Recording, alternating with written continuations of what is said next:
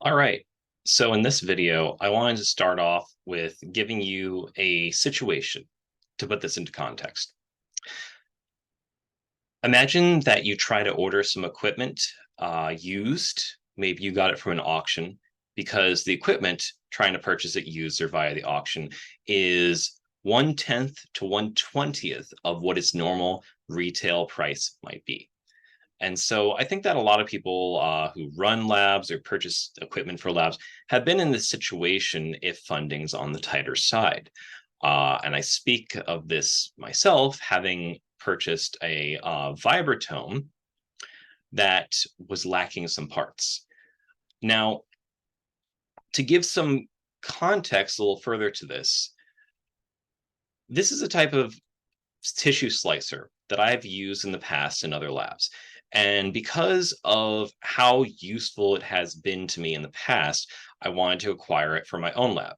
I did see a used model being auctioned off and acquired it for, again, a vastly reduced price.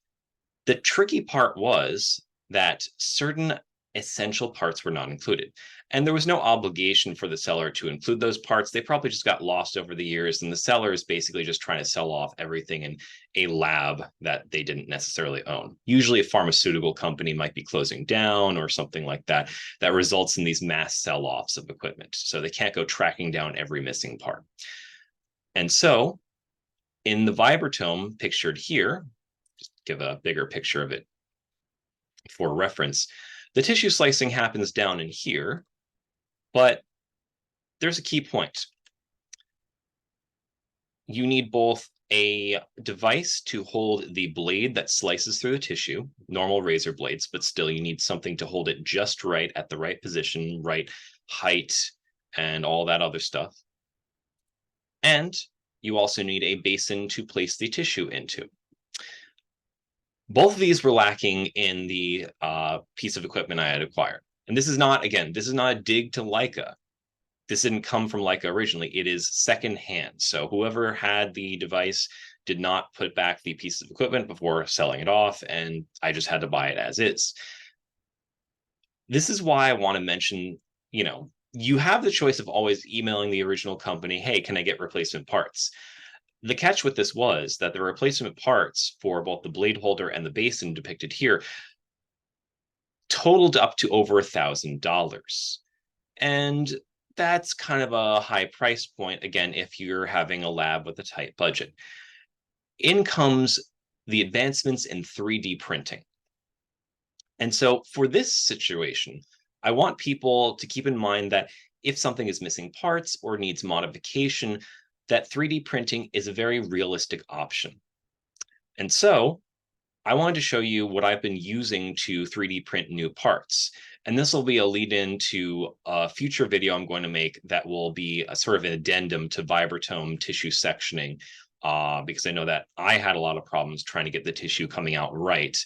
And I think I did find a solution that required me to create some new parts and get some ingenuity with doing that.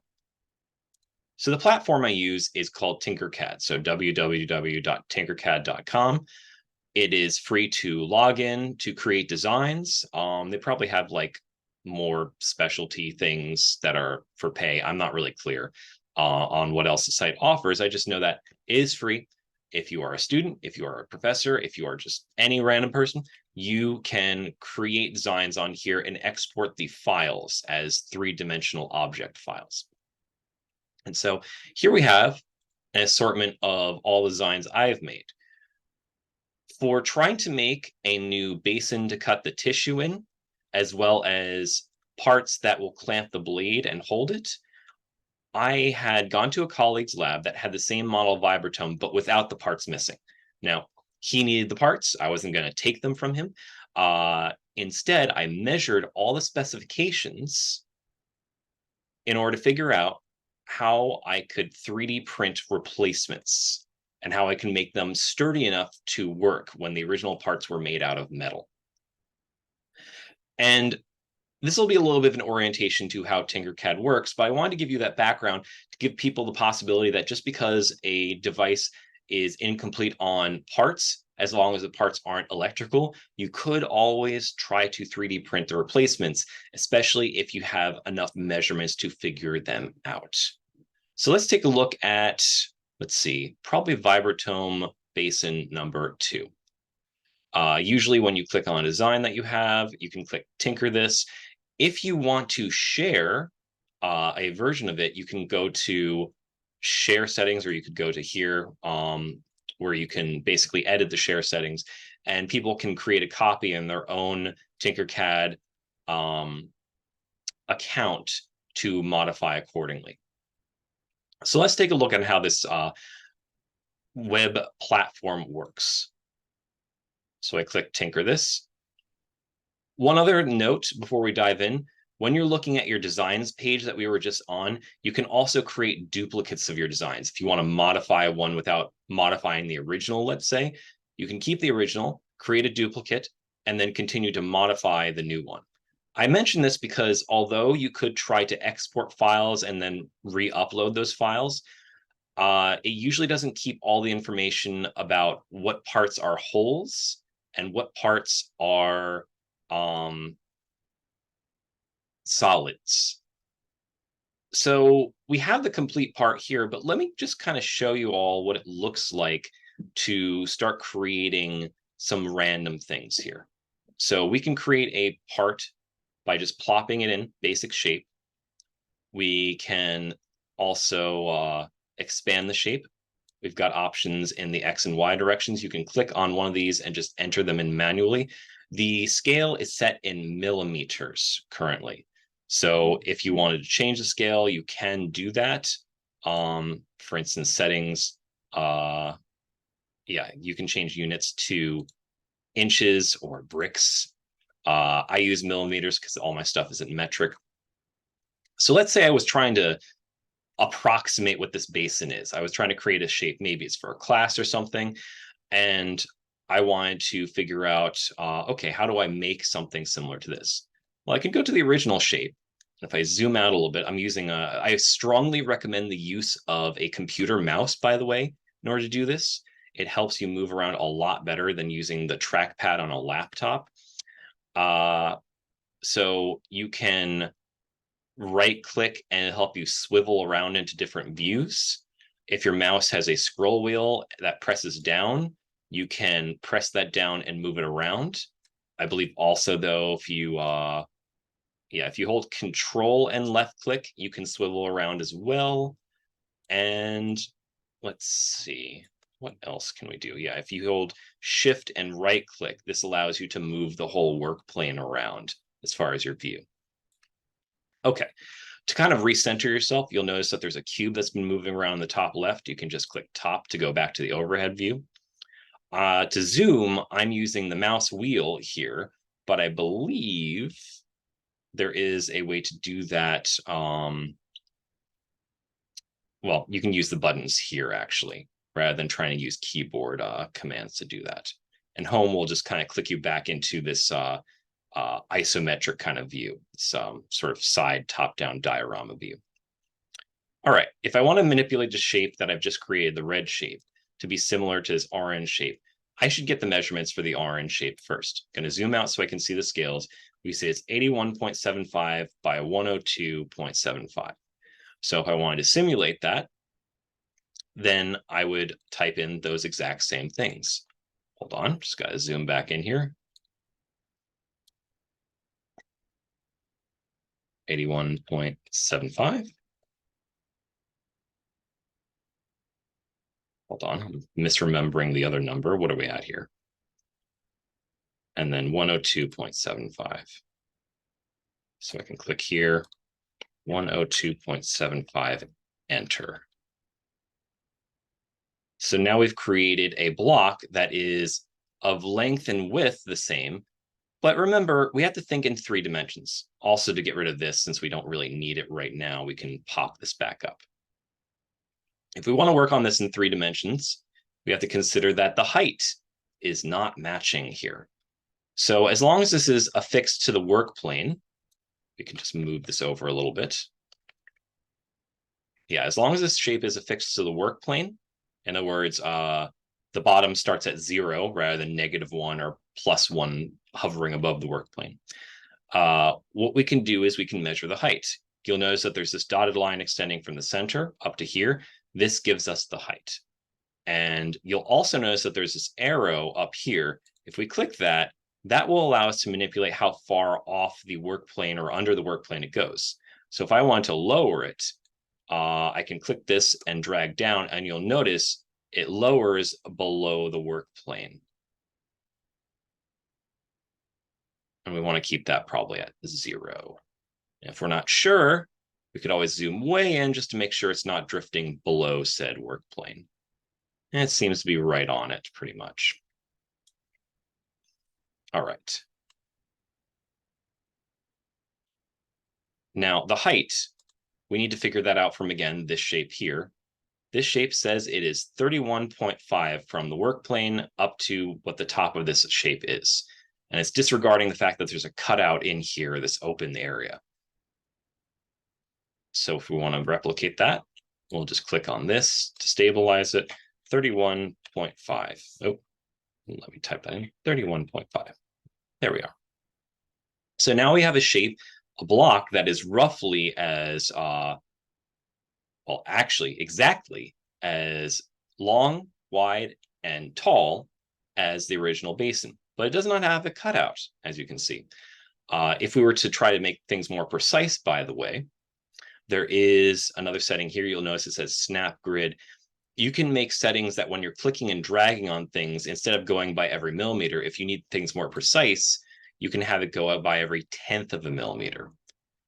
Alternatively, if you want things to move more quickly, you can have it go by every 5 millimeters, let's say.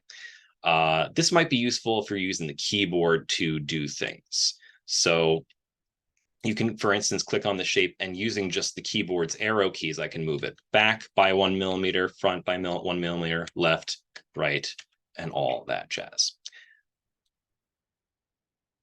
Now, looking at this cutout, you might be wondering, okay, how do we actually create like a vacant area here? We're going to ignore the fact that there's this circular rim here. We're going to ignore these tiny holes. Let's focus on the fact that there is a giant empty rectangular space here. How did I create that? Well, what you can do is with a complete shape that you're able to tinker fully, sometimes you can ungroup what's in there. And so right now, it's ungrouped a few things, specifically these hole shapes. We're going to ignore those for the moment. I'm going to hit ungroup again. Okay, now we have this disc shape that was the cutout originally. Going to ungroup once more. We see the ring here. If I ungroup one more time, we'll see what we started off with at the very beginning. And that is this thing. So here we have the rectangular cutout. Now, what do I mean by cutout? Well, first we create a solid shape, this red one over here on the left. What you can do, though, instead of picking solid, you can pick hole type. And that's what these gray hatch mark things are here. When you see a shape in this form or with a transparency, it means that it's meant to be a hole or a cutout.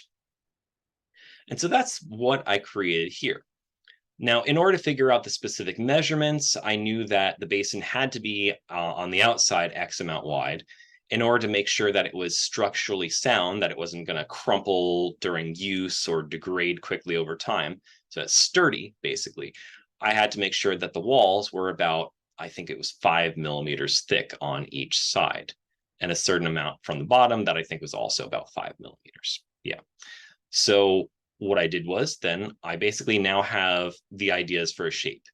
The cutout would have to be, remember, it's 5 millimeters on each side. So it's 10 millimeters less in length, 10 millimeters less in width, and then 5 millimeters less in height. And you'll notice that those shapes match up. We have versus the 102.5. I'll just click on this to keep it up here. We got 102.75, 81.75. I click on this. Hold on. Got to click on the right piece here. 92.75, so that's 10 less. 71.75, so that's again 10 less. And then the height is 26.75, which is 5 less than this. because this is meant to be a cutout, but it's not meant to be a complete hole going through it all the way through the bottom. There's supposed to be like an inside floor that we want to keep there. And so in order to make something similar to that, we could just copy paste. So the way to copy paste is you select the specific hole shape if it lets you, still selecting the outside there. You can hit Control, or for Macs Command C, and then Control V or Command V to pop that exact same shape in. And it so happens to be about the same height off of the flooring here. So it's supposed to be 5, still at 5. It's just misaligned from the original location, and that's fine. So if I wanted to, I can just use the arrow keys, drag it straight over cleanly, because sometimes using the mouse to drag it can be messy, and it actually sits perfectly there. But let's suppose we had to make this from scratch. Let's go ahead and give that a try. We'll plop in a new shape. Bam. So we know based on the specs that we had from the other shape, this has to be, on this side, 91.75. And then this shape, I believe it was 72.75.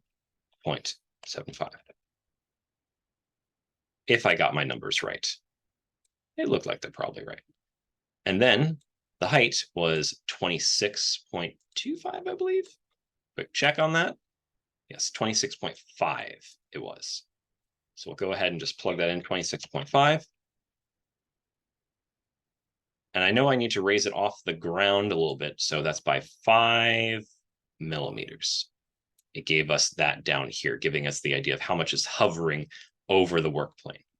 And so now all I'm going to do is just going to move it straight up until it's roughly centered. If you don't want it to be roughly centered, there are tools you can use. For instance, you can use the ruler tool to figure out the distance between things. You can determine it by flipping the work plane around. You could even try to measure using the grid that's currently in there. For instance, if I go in from the bottom, each of the tiny squares represents 1 millimeter. Each of the big squares represents a whole centimeter. So if I want this to be 5 millimeters in from the edge, we'll count. We have 1, 2, 3, 4, 5 boxes, a little bit more than 5, but keep in mind that it is split off by like 0.25 millimeters on that side. And then we have 1, 2, 3, 4. This indicates that we might need to move the shape over a slight bit. So let's go ahead and shimmy it. Yeah, it might have to be between these two things because, again, the number is not quite even. So I'll set the scale to 0.5 and then shimmy it right about here to put it evenly in the center of that. And then we see from the top, it looks to be 1, 2, 3, 4, 5. And from the bottom, it looks to be more than that. So again, we're going to probably want to go down by about 0.5. So now I have to flip to the top to reselect it because it selected the wrong shape.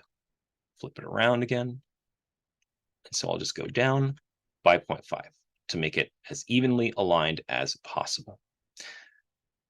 And so now what we've done is we've replicated this sort of basin shape without the complicated extra stuff inside of it.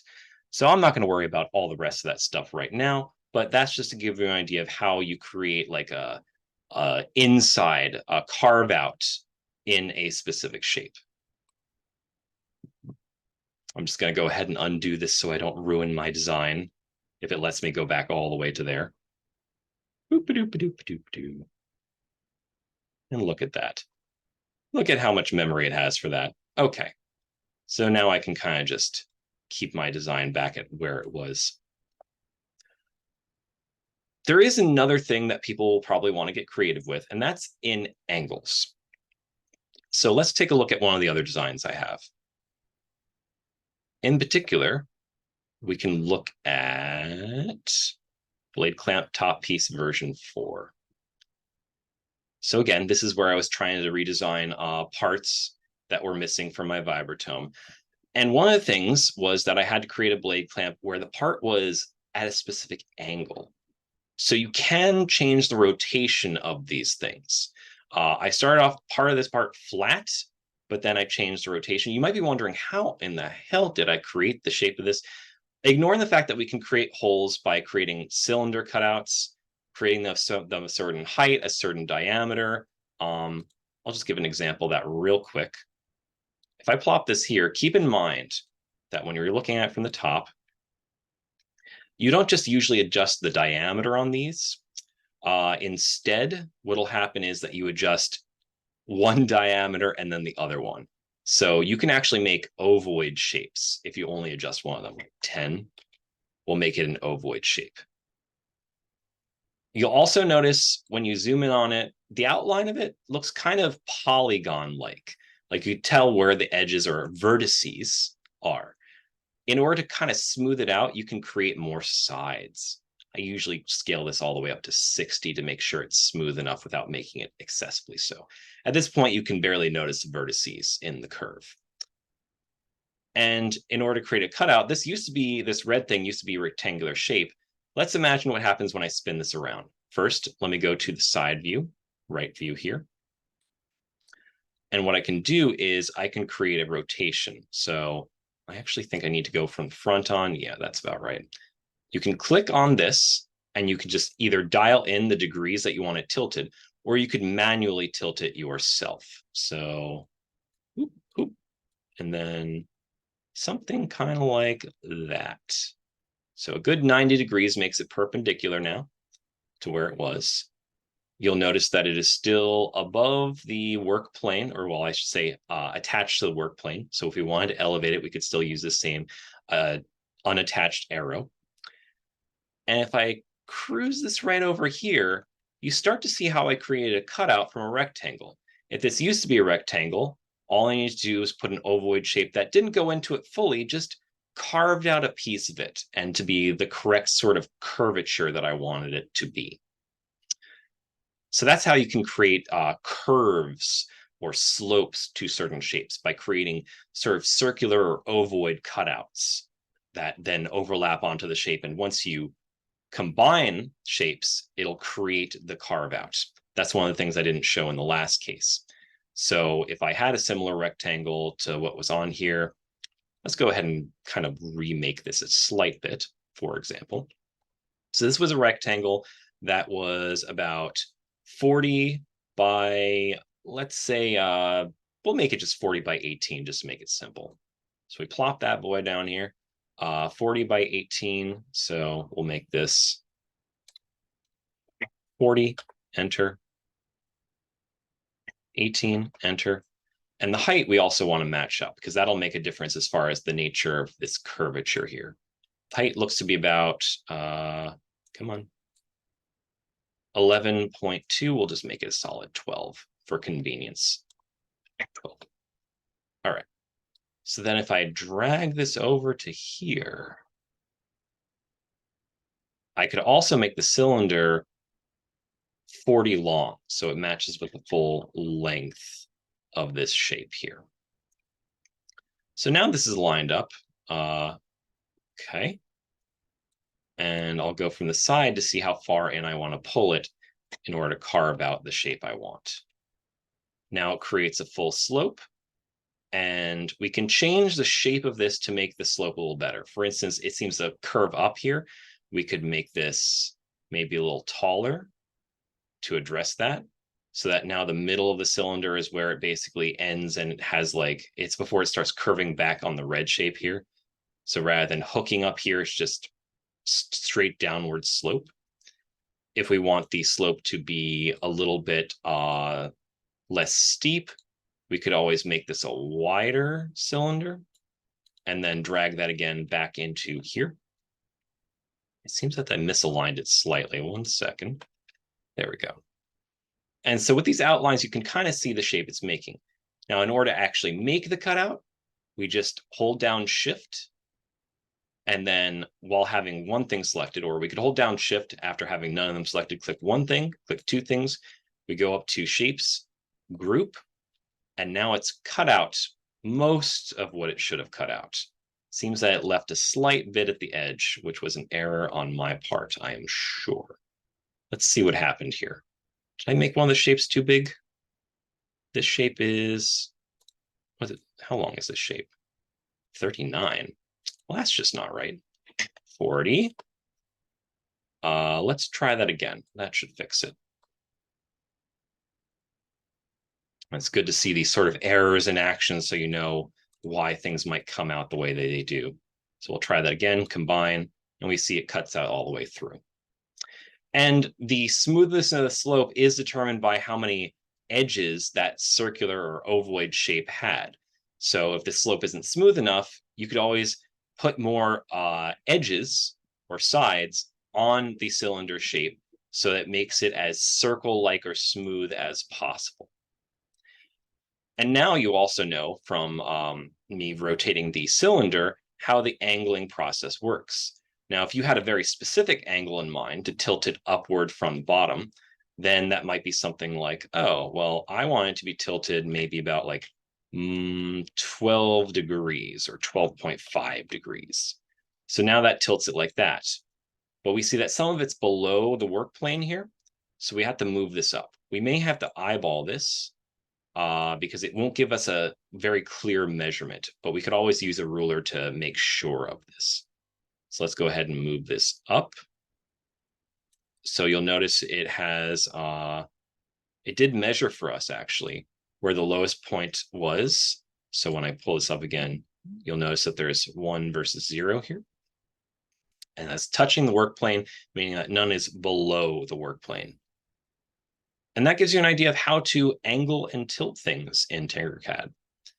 So you have an idea of how to apply the cutouts. You have an idea of how to do the angling, tilting, and you have the idea of why we're doing all this so that we could create custom parts for various types of equipment. This doesn't need to necessarily be for equipment that's missing parts. There might be something that you want to adapt or create an adapter for to make your life easier. This is where 3D printing is particularly helpful in guiding how you go about doing this.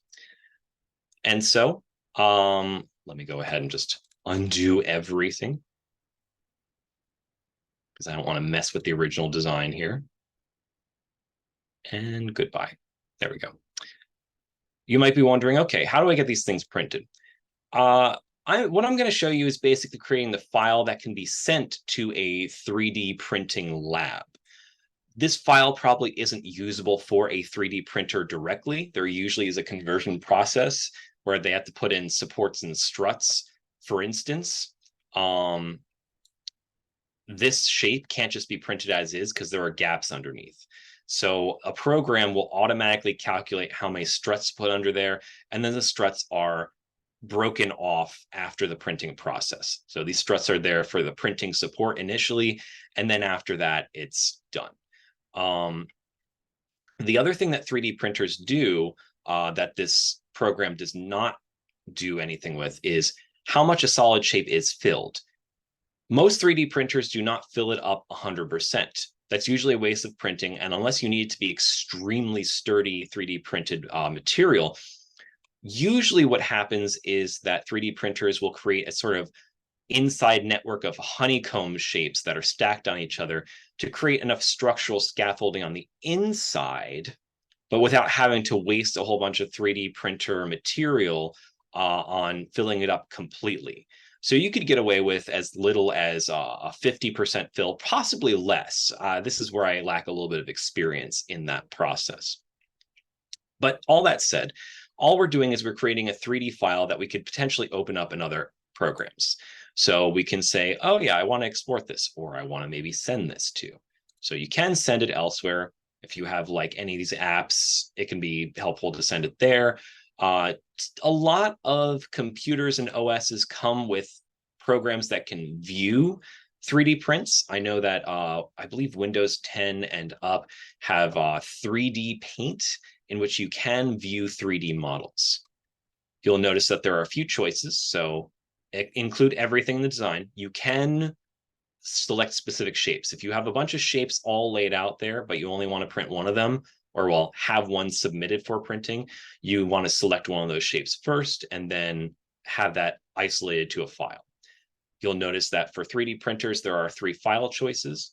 For laser cutting, so where it's just basically cut out of a block of material rather than using melted material that is slowly cooled, as it's printed in layers, like 3D printing does. Laser cutting will just exactly do what it sounds like. It'll just cut with a laser out of a block, much like old-fashioned sculpting with chisel, but very technological in this day and age. The things that I've submitted to 3D printing workshops are STL files. So I do prefer those. So you can create an STL file. They're not usually very big. Unless the design is extraordinarily complicated, these file sizes are actually pretty small in the grand scheme of things. Usually, I would assume maybe about a few megabytes, nothing big. And then you're pretty much ready to send it off to somebody who can work with the 3D printer and program in the rest of the information. Now, one thing to keep in mind, I mentioned it before, but I'll reiterate it again. As soon as you export this to a file, you notice how in TinkerCAD I could group and ungroup shapes in order for you to figure out, oh, well, this is where that original shape was. This was its size. These were like other dimensions about it, its tilt. You cannot ungroup shapes in exported files. So if you export a file as any of those file types, I do not believe TinkerCAD will save the original data of what those independent shapes used to be. It will only export this as a complete one unit block, despite the fact that there were these whole shapes that made it the way it is in the first place. So if you do plan to modify the design, do not do so through exporting the file and then importing it back to TinkerCAD, because those original sub shapes, the shapes that made up this complete part, those will not be saved.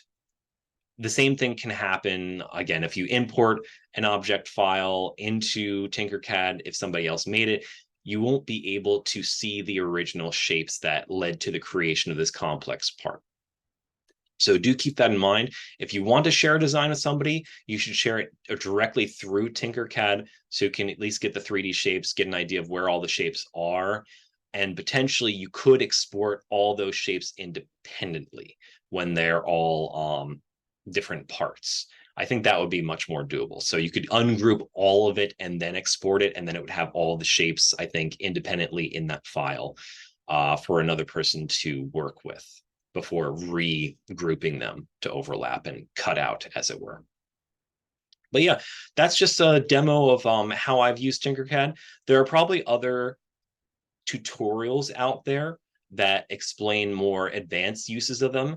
And if you plan to do something more artistic with this, you can certainly do things that are much more complex and interesting looking than the parts I've made. And that's certainly a possibility. So you'll already see that there are a lot of default options here. In particular, you can choose 3D block text. You've got more complex shapes, or perhaps I would say commonly used shapes for people that want to make their own custom printed dice or other types of 3D shapes may be used in games. You can do that here as well. And they have these defaults made for you just so it's more convenient. You may be able to find other shapes out there that people have made that make your life easier as well. All right. So people have any further questions about this stuff, you can feel free to let me know. You'll also notice, just as a last addendum, you can choose the color of the 3D shapes. It might help you figure out how to make them easier to see or distinguish when you're looking at them in this web platform. However, the color you choose in TinkerCAD does not determine the color it's printed on. You have to tell the 3D printing shop what color material you want it made out of. And so even if you pick exotic colors here, the 3D printing shop may be limited by what sort of color materials they may have. You also might want to brush up on what the properties of different 3D printing materials are.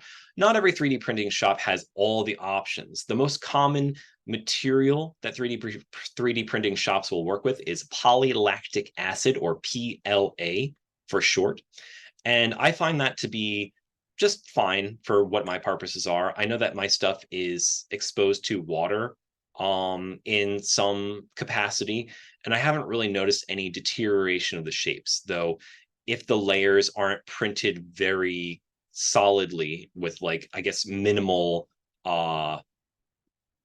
sorry, let me flip that around. Not minimal lacking of infill, but instead saying like more infill will prevent more leaking. Some of my stuff will leak, and so I do have to apply some sealant to some parts after the fact if they're supposed to be containing or holding water. It is something else to note that even if a part doesn't leak, if it's at all porous or microporous, fluids can build up on the inside of it. And if you're supposed to be carrying other fluids afterward, some of the fluids from an old solution might leach into the new solution. So these are some particular things I've noticed when using these parts for anything interacting with or carrying liquid, and stuff to just keep in mind. But all that said, again, if you have further questions about just getting this to work, feel free to either look things up online, maybe explore a bit, or alternatively, just, leave a comment. Take care, y'all.